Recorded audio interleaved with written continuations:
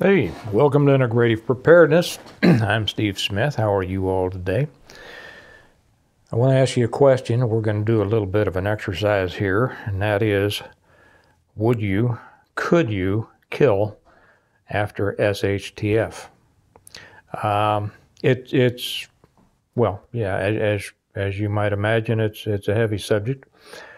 People who have not been in that situation have all sorts of ideas of what they might or might not do, or what they would want to or not want to do.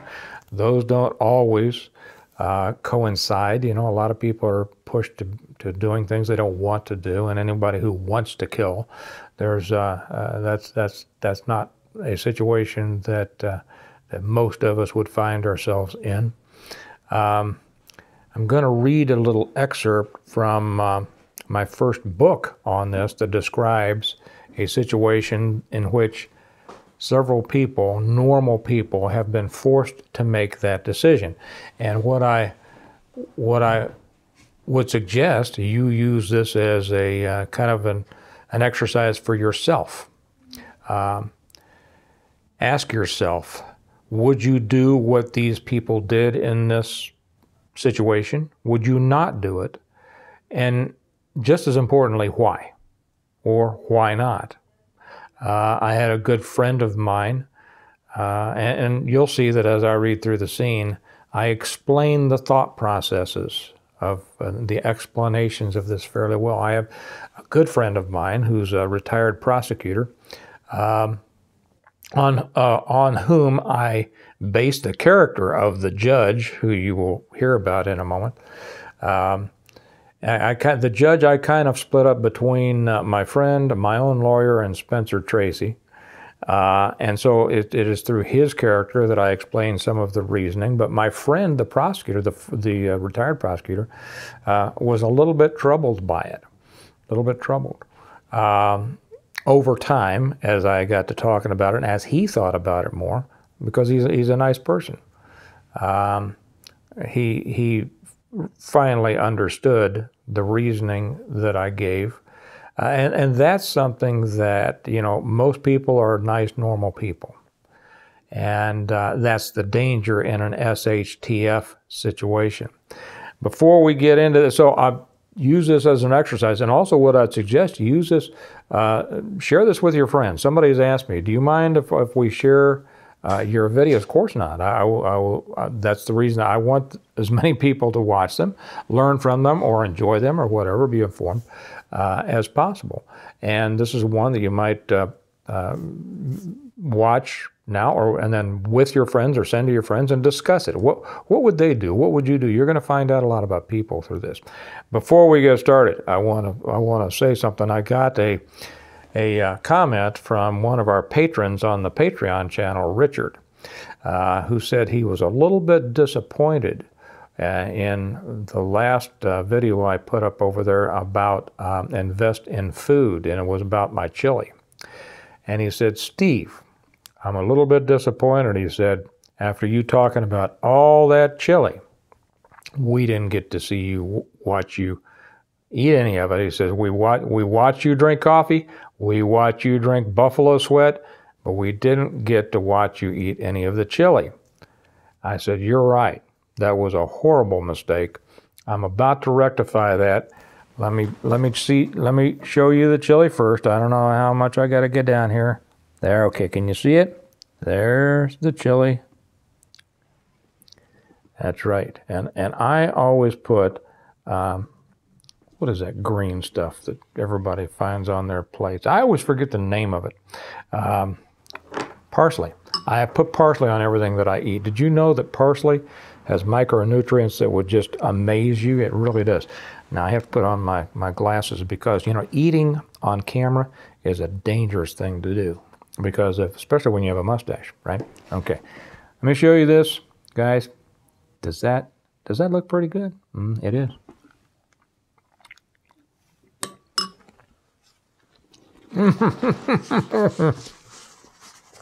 Oh man, take my napkin, otherwise known as a Bounty paper towel, and let's get started on this.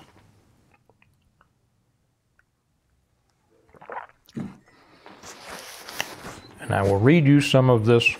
And you know, a lot of people have asked me, when are your books going to be on Audible? And I'm working on that. Some people have suggested that I be the one who read it. I'm considering that. We'll see.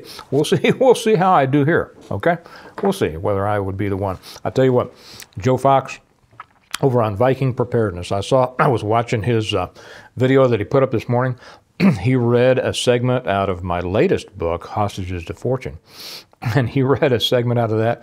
He did great. I told him, I said, you ought to have a side gig of doing Audible books. I think he read that so much better than I do. So anyway, if you're with Joe over on Viking Preparedness, you'll get a chance to listen to him read that. If you're not, you should be. Get over and subscribe to Viking Preparedness. Most of his stuff is on Patreon, but he still puts some stuff on YouTube. And for crying out loud, the Patreon's only $1 a month. It is well worth. You get so much more information. Okay, so I'm going to start here. What the scenario is, so put yourself in this scenario. A family is driving down the road. I won't give you the whole background on it, doesn't matter. A father, a mother, and a daughter. They've just picked up their daughter from law school at the University of Kansas. EMP hit, car shut down. They spent the night in the car. They're waking up in the morning wondering, you know, what to do. Three guys, three dirtbags, are coming down the road, looking in cars and such as that. They've come upon these three, a judge, his wife who's an engineer, and then the daughter who has just graduated from law school. And they attack them, and they're in the process of they've got the father, they're holding him down at gunpoint, and not just at gunpoint, but they're physically holding him, and they have him at gunpoint. The mother they are holding, and they're about to rape the daughter, and of course from there after her, then the mother, and we can see where it's going with this, right? Okay, now we have two other people. Christian, who is another, he is the nephew of the main character, Jim Wyatt, and Mike Carpenter, who they are walking. They were at a hospital when everything shut down. They're walking back. Christian was a former police officer. Mike was a former Marine sniper. So they're just waking up because they're walking, trying to get to Stonemont, and they see these dirtbags accost the family. So now they have arrived on the scene. Let me see where I'm going to join in this. Okay, and they have put a stop to what's going on, very definitive way. And now they're waiting to determine what they're going to do with these. They've helped the family load up. They said, "Come on with us. We're going to keep you safe. We'll take you to Stonemont." And now they've helped them load up, and they're ready to go. Now they're going to discuss what to do with the dirt bags. Okay, so here's where you put yourself into the story. Okay. After being satisfied that none of the family was seriously injured, Christian looked at each of them, then spoke to Bill, that's the father. "We have to decide what we're going to do with them," the dirtbags. Ann spoke up. Ann's the mother. "Shouldn't we just hand them over to the police?" "I wish we could," said Christian. "The problem is that we don't know where the police are, or even if there are any police anymore." "What do you mean?" asked Bill. "Well, since Mike and I started walking the day before yesterday, we've passed several abandoned police cars. No sign of anyone." Now remember, the important thing is to put yourself in the position as the book describes it. Did I show you this? This is from my first book, The Reversion. Not well, but if they did this and did that. No, this is the situation. This is where you're going to. This is your test. Your exercise. So they said no sign of anyone. The shotguns were taken out, but otherwise they were just locked up, sitting there. "Surely there's a police station we can take them to," said Ann. Christian shook his head. "You were on the highway when your car shut down, so other than yourself and a few cars around you, you don't know the extent of it. We came from a hospital in Leavenworth. That's about 30 miles from here. Everything's shut down, and I mean everything. even the police substation across the street. No electricity anywhere. No radio communications. All vehicles stopped. And come to think of it, I haven't noticed any planes flying. He wondered how to express the thought of what had happened. EMP, said Anne, as if reading his mind. Christian looked at her. You know about that? Mom's an electrical engineer, said Tracy, that's the daughter. She's been warning us about this for years. She looked at her mom apologetically. I'm afraid we didn't pay much attention. A coronal mass ejection, a CME, was a virtual certainty, said Anne. But from what we're seeing, cars not running, radio communications are still off, I'd say we have a nuclear-induced EMP. Christian looked at her with new respect. Anne looked like she would be more comfortable baking cookies or organizing a charity event, but there was obviously a lot more to her than that. He nodded. That's what I've been thinking.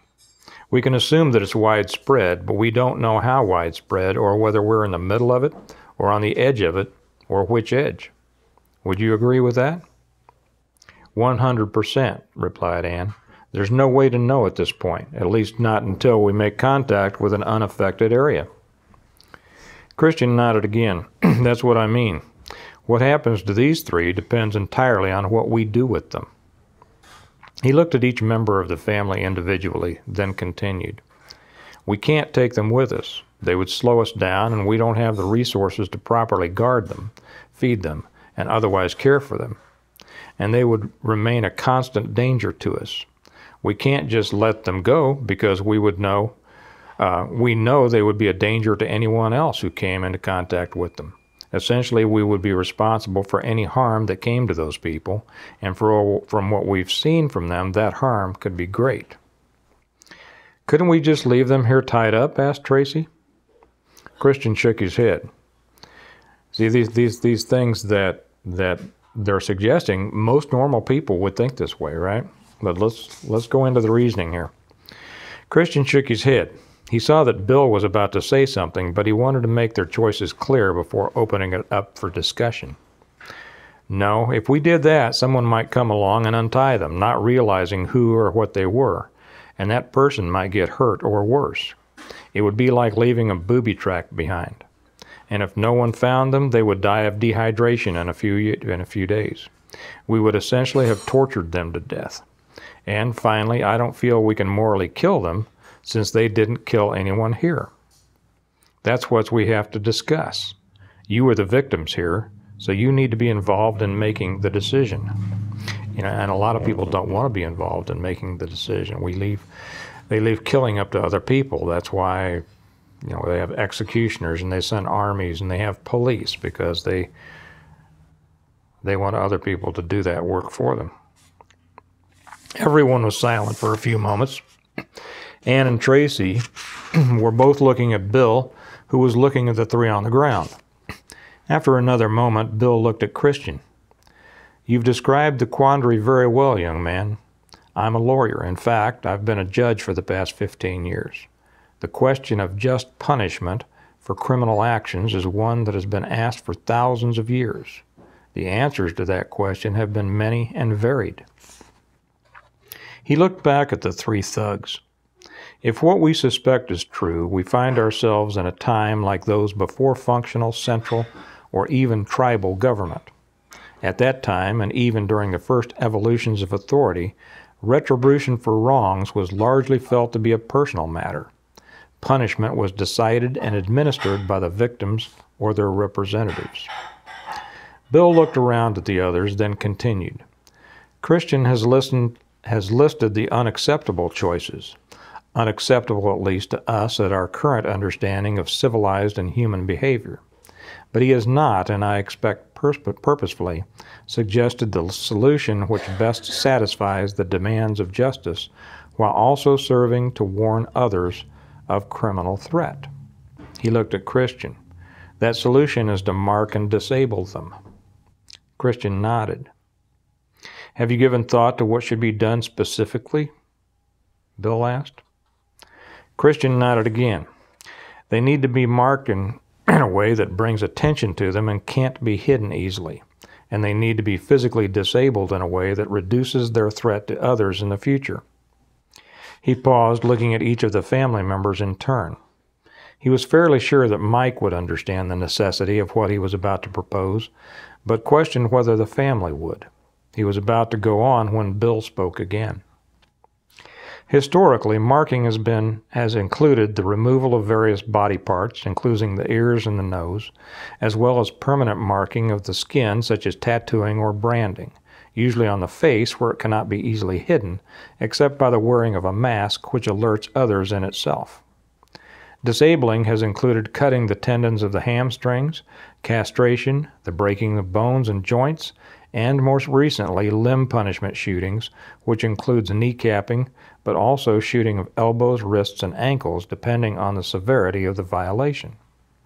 He looked around at the group. In answer to your unasked question, yes, I believe this is appropriate in this situation. I agree, said Christian, but I think each person should have the opportunity to either include or exclude themselves from this decision. Christian looked at Mike, who just nodded. Bill nodded. When he turned to Ann and Tracy, he was surprised but glad to see both of them nod yes. Christian looked at Bill. Judge, in the absence of any sentencing guidelines, I'd be interested to know what your suggestion would be for punishment. Bill remained quiet for several minutes while looking at the three thugs laying on the ground. Then he turned back to the others. I've spent a few minutes thinking about what they did and what I believe in my heart they would have done if they hadn't been stopped. I have also thought about what they may well do to others if punishment we administer is not sufficient. But there is one more aspect I would like to consider before coming to a conclusion, and that is intent. He looked at his wife and daughter, his eyes welling with tears. We know what they said before the physical assault began. But after that, all I could hear was him telling me they were going to make me watch before they killed me, and I heard your screams. His voice choked. Did they say anything to you? Ann and Tracy looked at each other, their eyes also brimming with tears, but mouths set in anger. Ann spoke. The one who was holding me said I was next, after they were done with Tracy. Tracy was unable to keep her tears from spilling over any longer, but as they trailed down her cheeks, her eyes showed plainly that they were tears of rage, not fear. The one who was on me said I was a fighter, but he was going to take the fight out of me, and the others could have me when he was done. The group looked at each other closely, then at the three on the ground. The family's initial shock was dissipating and giving way to deep rage. Christian was the first to speak. Judge, I think we all knew what their intentions were, but in my opinion, this new information, the fact that they plainly told their victims what they intended to do, removes any reasonable doubt and should be taken into consideration for appropriate punishment. I withdraw my objection to execution. Everyone looked at Christian, no one speaking for a full minute, as each internalized the full meaning of what he had said, and then came to their own acceptance of it. Finally, Bill said quietly, "We'll carry out the sentence as soon as we're ready to go." It took the better part of an hour for them to go through both the, I'll skip that, while they're getting ready to go. With preparations completed, Christian and Mike walked over to the three prisoners. Christian cut the line between the Tat's wrists and ankles, and I'm going to refer to several people here you won't know, it's just the dirtbags. Cut the line between Tat's wrists and ankles and turned all three onto their backs.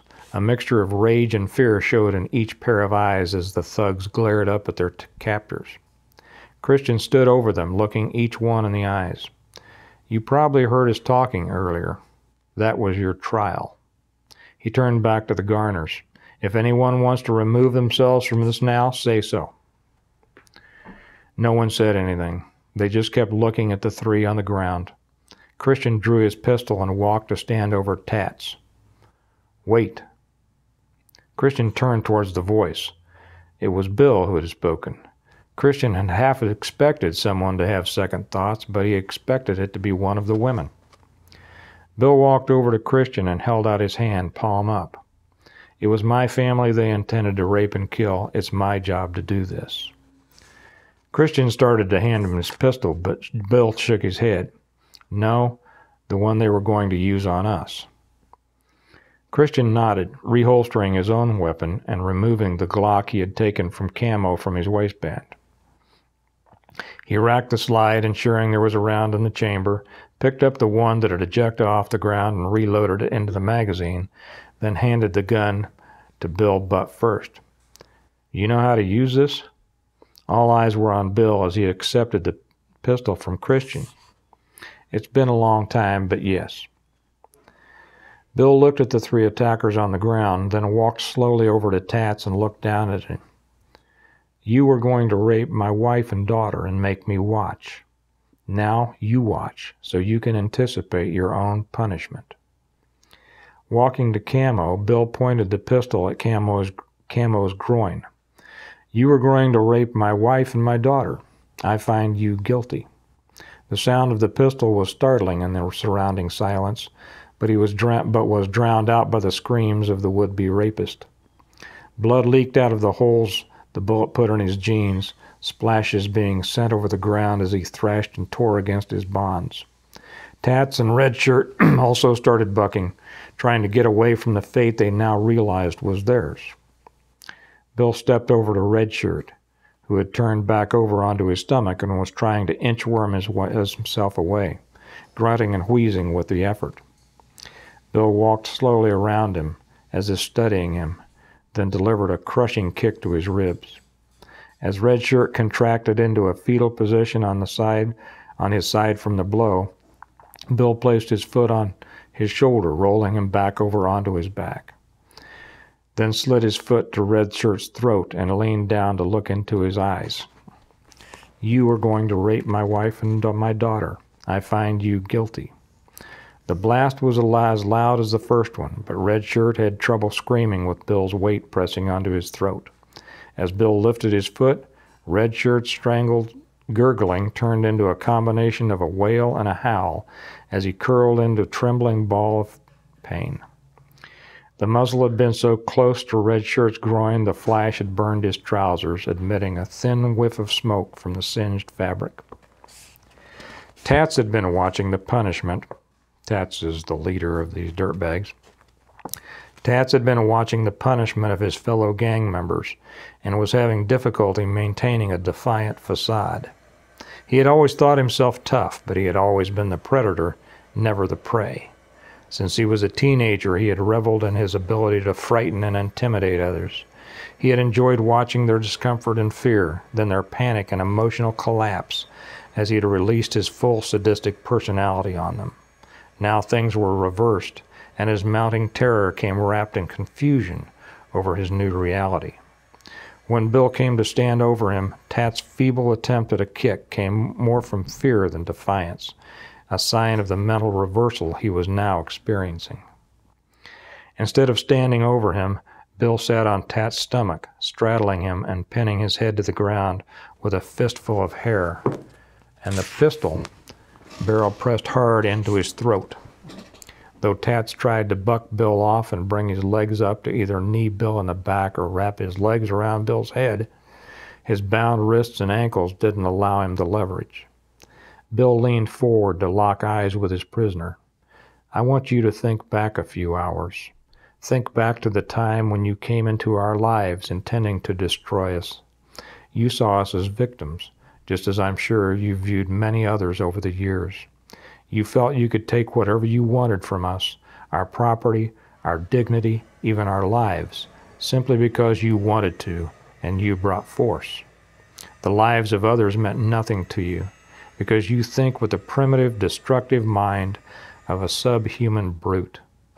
Well, today, force has been brought against you, and will be applied with the same mercy I'm sure you've shown others. The others watched solemnly as Bill handed down the sentence to the man beneath him, Christian and Mike with approval, Ann and Tracy as if they were seeing a part of their husband and father they had never seen before, but also with approval. Bill continued, In a moment I'm going to geld you with a bullet. I have no doubt the pain will be horrendous, but I imagine that the horror of what has happened to you will surpass even the greatest physical pain. You will realize that one of your intended victims, one you so enjoyed exerting power over, has destroyed you as a man, and there is nothing you can do about it." Bill paused, watching the fear build in the criminal's eyes, then continued, "After I shoot you, I'm going to allow you to live for a while. Not long, but long enough for you to experience the feelings of helplessness and hopelessness you intended for us." Bill moved the gun from Tat's throat to his groin. "Now, is there anything you would like to say?" Tats was trembling, finally understanding the reality of the situation. He was no longer thinking, his mind fracturing into broken pieces he wasn't able to put back together. "Please," he begged, "please." "Okay," replied Bill, "since you asked nicely." The sound of the shot only slightly preceded Tat's screams. He bucked in agonizing frenzy, almost throwing Bill off, but Bill remained on his chest until the thrashing subsided as shock set in. Bill then got up, never taking his eyes off of Tat's face until he turned back to the others. Everyone was silent as Bill walked over to his wife and daughter, extending a hand to each. "I'm sorry," he said. Both women moved past his extended hands, folding themselves into his arms. As the family embraced, Bill kept repeating, "I'm sorry, I'm sorry, I'm sorry." Anne was the first to pull away, then looked Bill sternly in the eye. "You have nothing to be sorry for." "Yes, I do," he said. He looked closely at each of them. Now here's a part that people need to understand. "I have allowed myself to hide behind the law and the thin veneer of what I believed was a civilized society. A veneer I saw torn away every day in my courtroom. By doing so, I abdicated my primary responsibility to provide for the safety and security of my family. I placed your welfare in the hands of a society I saw fail on a daily basis." He nodded at Christian and Mike. "If they hadn't come along, I would probably be dead right now, and can't bear to think what would be happening to you. I can only ask that you forgive me." Tracy just hugged her dad tighter, but Anne knew that she needed to address her husband's feelings now, not later. She drew away and looked him in the eye. "Listen to me. You are the strongest and the bravest man I've ever known. You have stood by your principles, provided for us, protected us, and led us as a family in the world we knew. Don't you ever think you haven't, and don't you ever apologize for being the best man I've ever known." She took a deep breath before continuing. "What happened today came out of a new world we are apparently living in. And now that we know it, there is no one I would trust more than you to keep us safe." Bill looked at his wife for a moment and nodded slowly. "There's one more thing I have to do." He extracted himself from Tracy's arms and walked toward the three criminals on the ground. His first shot took Red Shirt in the forehead. Moving to Camo, who was still writhing on the ground, he lifted the pistol and put one round into his chest. Camo shuddered and stopped moving. As he moved over to Tats, Anne walked over to him and put a hand on his arm. He turned to see her standing beside him with her hand out. "I've been your partner for 30 years, she said. "I'm your partner now. He hurt you. He's mine." After a moment's hesitation, Bill handed the gun to her. "Are you sure?" Anne nodded. "It's mine to do." Taking the gun from her husband's hand, she walked slowly toward Tats. Standing at his feet, she watched as his eyes locked on hers. He seemed to sneer until she raised the gun to point at his face. She pulled the trigger, surprised by the recoil, and realized she had missed his head. Holding the pistol in only her right hand, she had flinched, missing her intended target and hitting him in the left shoulder, making him writhe and scream in pain. Walking around to his head, she held the pistol in a two-handed grip as she had seen her husband do. Leaning down until the muzzle of the gun was only a few inches from Tat's face, she waited until he stopped flopping around and his fluttering eyes once again met hers, then pulled the trigger. The blast sounded more muffled to her than the others had, and she didn't notice the blood spray and bits of tissue that blew back onto her. Holding the pistol in place for another moment, she saw the locked back slide and the head wound beneath it.